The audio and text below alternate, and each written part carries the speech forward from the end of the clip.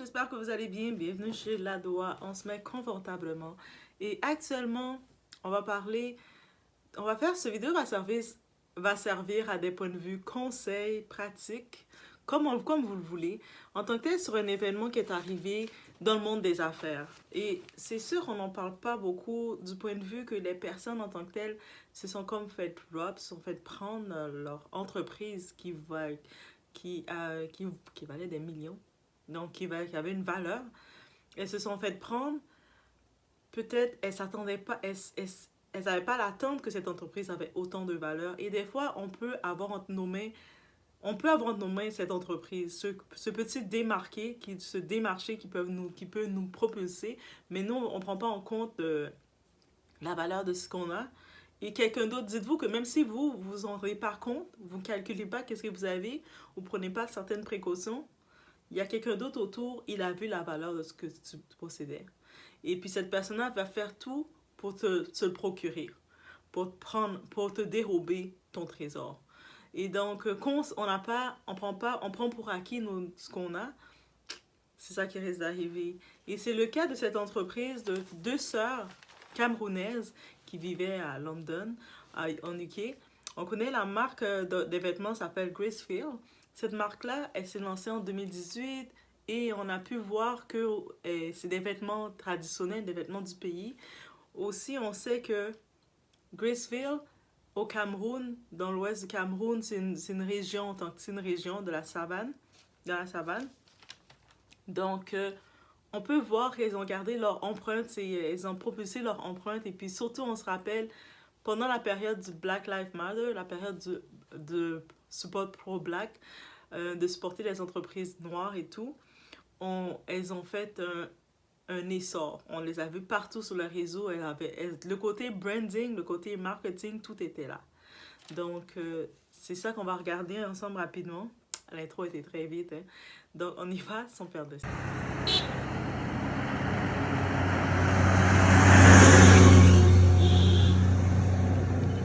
C'est bon, allez.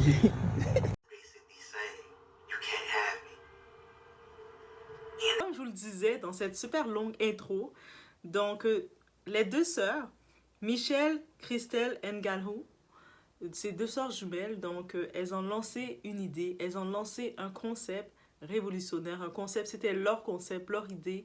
Elles ont lancé, qu'est-ce qu'elles avaient? C'est la culture de leur pays, du Cameroun, la culture, le mélange de l'Afrique. Elles l'ont incorporé et ça s'est vendu. Et en plus, ça tombait bien pour elles. Il y avait le timing de supporter les entreprises noires. Donc, le produit était là, le marketing était là, le marketing en ligne, tout ça, c'est vraiment, ça existe. Je sais que beaucoup d'entreprises, beaucoup d'entrepreneurs, ils négligent d'investir dans le marketing en ligne, mais c'est vraiment là, guys. C'est vraiment là. Dites-vous que il y a plein de circonstances de la vie qui est arrivée avec les filles. On sait qu'une des sœurs, Michelle, elle a eu, son état de santé s'est détérioré et jusqu'au dernier moment qu'elle a lutté pour son état de santé. Et on sait que l'autre sœur qui était un peu plus en santé, Christelle, elle se retrouvait un peu tout seule à tout gérer. Donc, ils étaient deux. Une se retrouve tout seule, l'autre est avec un état de santé critique. Donc, l'argent ne rentre plus. Elle prévoyait un peu. 2018, elle prévoyait justement à cesser leur activité en ligne, fermer le site parce que sûrement, elles n'avaient plus la possibilité d'investir comme elles le faisaient et on constate pas la valeur du produit. Et puis, quelques temps plus tard, on a vu que le site était de nouveau en service et qui était de nouveau en service, bien entendu. Et on a pu comprendre que Christelle a eu recours à un associé. Elle a pris quelqu'un, un business, des associés, un groupe d'investisseurs qui ont regardé le commerce, des investisseurs indiens, si je ne me trompe pas, un petit groupe. Ils ont vu l'entreprise, eux, ils ont vu la pépite qu'elle avait entre les mains. Elle ne pouvait pas le gérer. Ils ont vu qu'elle ne gérait pas. Elle avait d'autres choses en tête. Donc, ils sont venus. T'inquiète, ma petite, on prend le tout. Vous imaginez, dans le monde des affaires, la première règle à se rappeler, il n'y a pas d'amitié. Ils ne sont pas vos amis. Même s'ils vont vous proposer quoi que ce soit, ils ne viennent pas à titre d'amis, ils viennent à titre de profit. Donc, on doit être très vigilant dans tous ces détails. Et même si ça peut sembler, ils vont venir vous inviter au restaurant pour pouvoir vous amadouer et vous attraper. Ils vont vous inviter dans des beaux restaurants, ils vont vous inviter, viens faire une activité avec nous. Vous pensez être avec eux et donc vous vous laissez aller. Mais eux autres en profitent pour vous faire signer en même temps le papier. Ah, t'inquiète, tout est sous contrôle. Non, c'est quel papier que je signe? Non, t'inquiète, tout est sur... Non, faut s'inquiéter. Donc, c'est pour ça qu'on vient ici. Je viens ici avec quelques petits conseils des affaires. Donc, je vais aller vraiment général. Je ne vais pas y aller en gros points, les conseils. Mais qu'est-ce qu'on peut retenir? Parce que chaque expérience que quelqu'un vit, c'est dommage pour elle. Et on sait que Christelle, suite à ça, elle a essayé d'avoir un retour, de dire que s'il y a eu un abus, qu'elle a vécu un abus de confiance, qu'elle a essayé de dire qu'on l'a dérobé son entreprise. C'est elle la fondatrice avec sa sœur. On l'a pris, elle essaie de revenir, mais c'est un gros groupe d'investisseurs qui sont financièrement plus puissants qu'elle, qui sont venus s'approprier le tout. Ils avaient déjà signé les termes, les papiers. Ils l'ont juste dégagé. Dégage, petit oiseau. On n'a plus besoin de toi, on a pris ce qu'on voulait prendre. Et c'est ça qui arrive. Il y a beaucoup de gens qui vont venir proches de vous. Vous pensez que les gens viennent proches de vous par amitié, par amour, parce qu'ils sont intéressés à vous. Non. Ces gens viennent proches de vous pour dérober quelque chose. Donc, le premier point comme conseil, c'est choisir ses partenaires d'affaires judicieusement. Le partenaire d'affaires que vous décidez, c'est-à-dire que c'est pas une mauvaise chose que de déléguer ou de faire affaire avec des gens pour essayer d'alléger la tâche pour des personnes aussi qui sont plus efficaces, on va se le dire. Même si on a l'idée et tout, il faut savoir accepter qu'il y a du monde qui ont peut-être plus de connaissances, plus d'expertise, mais dans le choix du partenaire d'affaires, il y a des choses à regarder. Dans ton entreprise, par exemple, tu dois prendre le temps de faire tes recherches. De faire tes recherches et puis les recherches se lancent sur la croyance de la personne. Les partenaires d'affaires que tu vas te mettre avec, que tu prévois te mettre avec eux, tu dois t'assurer que leurs croyances sont dans le même sens que les tiennes. Sinon, ça va être le désordre. Et aussi, l'éthique professionnelle, comment il fonctionne. Est-ce que si tu te mets en affaire avec quelqu'un, toi, tu fais tes affaires droit, la franchise, la transparence, ça fait partie de tes valeurs. Et là, tu fais affaire avec quelqu'un qui fait plein de deals en bas de la table, qui fait plein de trucs, plein d'arnaques, il est réputé dans ça. Son éthique est douteuse. Il met même pas de facture à les clients parce que derrière, il gonfle les factures. Il fait plein de choses bizarres. Et toi, tu es en partenaire avec cette personne-là, ça va être le désordre. Et aussi, il faut faire les recherches sur leur accomplissement et leur réussite. C'est-à-dire que quelqu'un, que ce soit un groupe, un investisseur, une personnalité, quelqu'un qui doit venir, toi, tu as ta petite entreprise, tu veux lancer, par exemple, on prend l'exemple, tu décides, pour le cas de Greenfield, c'était une marque, c'était dans la mode, une marque de vêtements africaine. Mais toi, tu décides, tu as à cœur de lancer ta compagnie de boissons. Tu lances ta compagnie de boissons et t'es là, t'es prêt, tes petits thés et tout, ton hibiscus, tout est là. Et tu as besoin d'aide, tu regardes un partenaire pour se joindre à toi. Mais tu dois faire tes recherches. Avant de signer, de taper des mains avec ton partenaire, tout doit être planifié. Et puis c'est important, c'est primordial. Déjà, le deuxième point c'est se protéger financièrement, investir dans le légal. Je sais, quand on parle entreprise, on se lance en affaires, on commence à faire un peu d'argent qui rentre, même que vous soyez personnalité, youtubeur, créateur de contenu, peu importe. C'est sûr qu'on se lance, on prend pas réellement une ressource légale parce qu'on se lance comme ça, il n'y a pas réellement un revenu.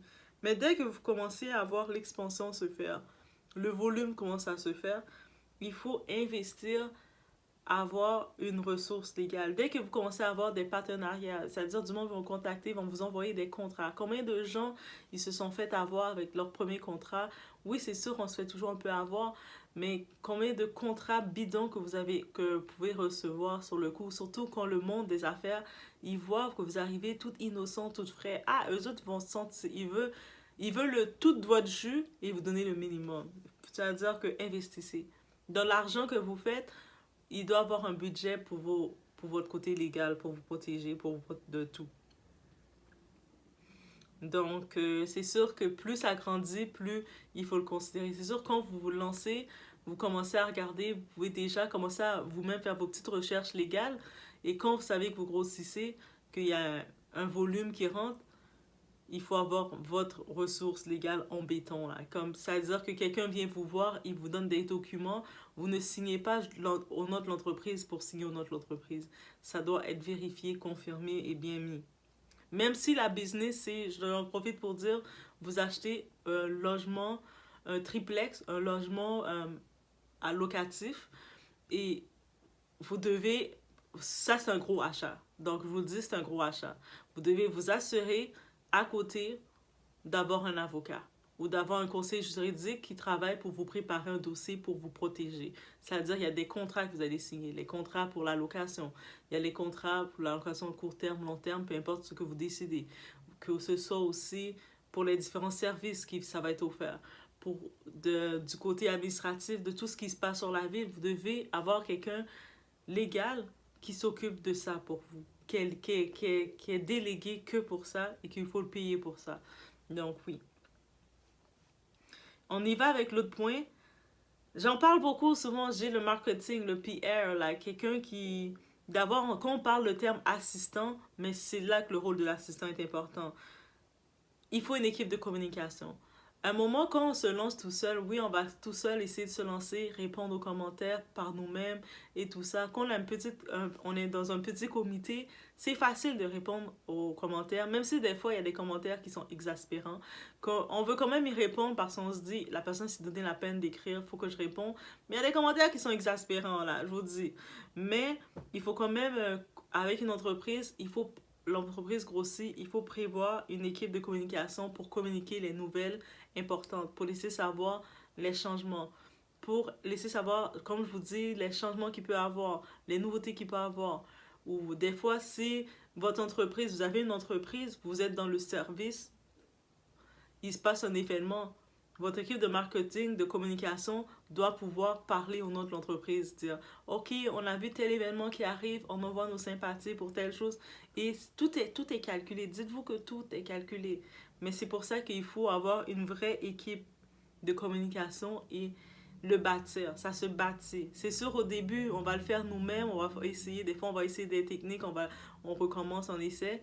Mais quand on grossit, on a une entreprise, on a un investissement, il faut avoir son équipe avec nous. Même si ça peut être une équipe de 2 personnes, une personne, ça peut grossir avec le temps, mais ça doit être une équipe. Dites-vous que TMZ, ils ont commencé, ils étaient 3, ils étaient un petit groupe de 2 ou 3. They was little, ils étaient 2 ou 3, maintenant ils sont à Los Angeles, leur base centrale est à Los Angeles, ils sont une centaine dans le bureau.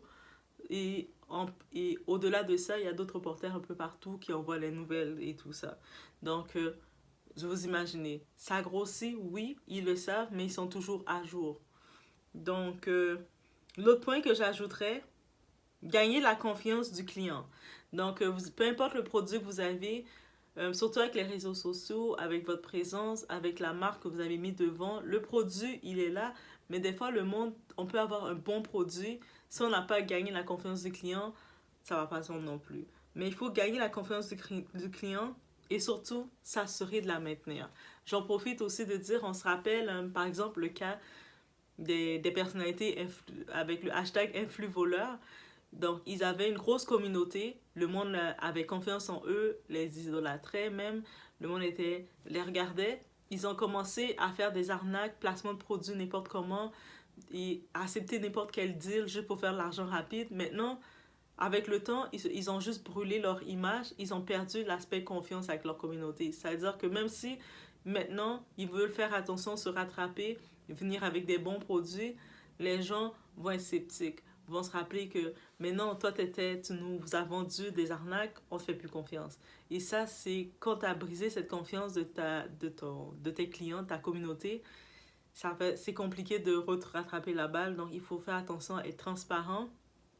Quand je dis être transparent, il faut aussi faire la part des choses. Transparent ne veut pas dire non plus que tu es trop transparent, toutes tes tripes sont dehors et puis la personne sait qu'est-ce que tu as fait aux toilettes. Non. Mais il faut être une limite de transparence, être capable d'avoir une chronologie, un facteur temps de ce que vous proposez. Ça veut dire que vous avez votre petite compagnie, on prend l'exemple, vous lancez votre marque de jus et vous avez une marque, vous sortez première saveur parce que des fois c'est toujours bon de commencer avec une saveur et avec le temps, on ajoute d'autres saveurs. Vous avez déjà lancé le hibiscus. Hibiscus, oui. Vous l'avez déjà lancé. Et là, maintenant, vous décidez que ça va tellement bien. Vous voulez lancer le thé vert maintenant. Mais faites le processus. Racontez une histoire de chaque étape, les choses. Ou si vous décidez de lancer plusieurs saveurs en même temps, mais racontez chaque produit, vous devez présenter une histoire à chaque produit. Comme vous devez avoir une transparence de pourquoi ça vient là. Est-ce que c'est là juste parce que vous voulez juste vendre pour vendre ou ça représente quelque chose pour vous? Moi, j'ai tel produit parce que moi, j'ai... Vous comprenez? Donc, il faut aussi être transparent et aussi avoir un suivi et puis prendre les feedbacks. J'ai remarqué, surtout dans les commerces afro, les commerces noirs de la communauté, il y en a beaucoup, ils sont très sensibles à recevoir la critique. Dès qu'on va donner une critique, positive ou négative, surtout négative, ils vont tout de suite le prendre pour une attaque. Ah, mais tu veux nous saboter. De toute façon, quand tu vas au McDonald's, ils te servent comme ça, tu l'acceptes. Et puis là, ici, ils vont tout de suite le prendre négatif de tout ça. Alors qu'il ne faut pas le voir comme ça. Donc, si quelqu'un est venu se déplacer, est venu dans ton commerce, a pris son argent, même a commandé ton produit, a pris son argent, et puis quand il reçoit le produit ou il a le service, il n'est pas satisfait, il est déçu. Si le pire client que tu peux avoir, c'est le client qui ne dit rien, mais qui te boycotte dans son cœur. C'est-à-dire que ce client-là ne va plus jamais te donner aucune chance. Si tu ne permets pas à ce client-là de donner son feedback pour t'améliorer, lui il va juste faire « Ah non, plus jamais ». Et là, même si dans 3 4 ans, tu viens à quelque chose d'autre, lui va se dire « Ah non, plus jamais ». Je me rappelle, il y a 3 ans, j'ai été là, j'ai eu ce service-là, plus jamais. Et t'as perdu, c'est comme c'est un retour, c'est complètement difficile. Donc, ça veut dire qu'il faut accepter les feedbacks. C'est sûr, je sais qu'il y a des feedbacks qui vont être très durs. Il y a des commentaires, des fois, le monde, ils viennent, c'est juste pour vous détruire, mais ok, c'est correct. On peut vivre avec ça. Mais en même temps, on a besoin de faire le tour des feedbacks. C'est pour ça l'équipe de marketing, l'assistant, l'équipe autour de soi, c'est important. Parce que des fois, ils vont vous aider à trier les choses et regarder, ah ok, je vais essayer cette formule-là, je vais essayer comme ça. Donc voilà, c'était tout face à le qu'est-ce qui s'est passé avec les deux sœurs pour le Gracefield, leur marque, leur commerce qui était, quand je regarde, c'est tellement dommage pour elles, mais ça avait une valeur. Quand ça a été dérobé, elle s'est faite éjecter de sa compagnie qu'elle a créée. Il y avait une valeur de 5 millions. Et qui sait, au jour du jour, il y aurait encore plus de valeur. Ça aurait encore plus grandi parce que je pense qu'elles étaient dans les prédictions d'ajouter la gamme pour hommes, les tenues traditionnelles pour hommes. Elles auraient commencé à faire plein de trucs, des pagnes et plein de trucs. Donc, elles étaient dans la voie de grossir, de grossir. Et là, they rob them. Et dites-vous, c'est comme ça l'industrie. Et beaucoup, on perd, nous, on se plaint toujours qu'on on n'a pas beaucoup d'entrepreneurs, d'entreprises à nous, pro-black, à nous, qui est faite par des noirs. Ok.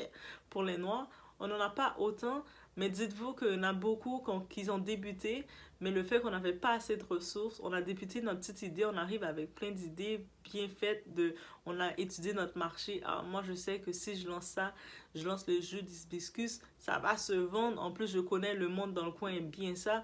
Je suis prête à le lancer, mais j'arrive en petite échelle avec mon petit plan bien fait, je lance. Dites-vous que il y a quelqu'un quelque part qui va regarder mon idée, mon concept, qui va venir m'aborder, qui va tout prendre la recette, tout prendre de mes mains, qui va me pousser. Et moi, je suis là comme, mais c'était mon business. Et puis, eux autres sont plus puissants, donc ils te disent, ferme ta bouche, de toute façon, tu peux rien faire, nous, on va te poursuivre. Parce que limite, c'est ça qu'ils nous a dit à Christelle. Euh, si tu, si tu veux dénoncer ça, ben on va te faire des plaintes nous-mêmes. Donc, c'est just imaginez. Donc, c'est pour ça que préparez-vous et puis rappelez-vous que dans le monde des affaires, peu importe l'entreprise que je sais qu'on a beaucoup d'entrepreneurs, beaucoup de gens qui vendent des cheveux, qui vendent des wraps, là, des affaires pour la taille. Il y a plein de monde qui vendent plein de trucs, des crèmes, des savons, de tout ce que vous voulez. Il y a tant de choses, tant de produits qu'on peut revendre, qu'on peut vendre, commercialiser, des services aussi, des biens et services. Mais dites-vous en tête que vous devez savoir que dans le monde des affaires, la personne qui peut venir s'accaparer votre idée, votre gagne-pain, lui va avoir... Peut-être vous voyez votre petite business comme étant une petite business parce qu'on aime ça, mettre le terme petit. Oh, c'est ma petite business, ça me fait gagner un petit peu d'argent. Mais il y a du monde, eux autres, votre petite business, ils le voient comme une grosse opportunité. Donc, commençons à voir nos entreprises, nos projets comme ça aussi. Je vous laisse sur ce, faites attention à vous. On se voit au prochain vidéo.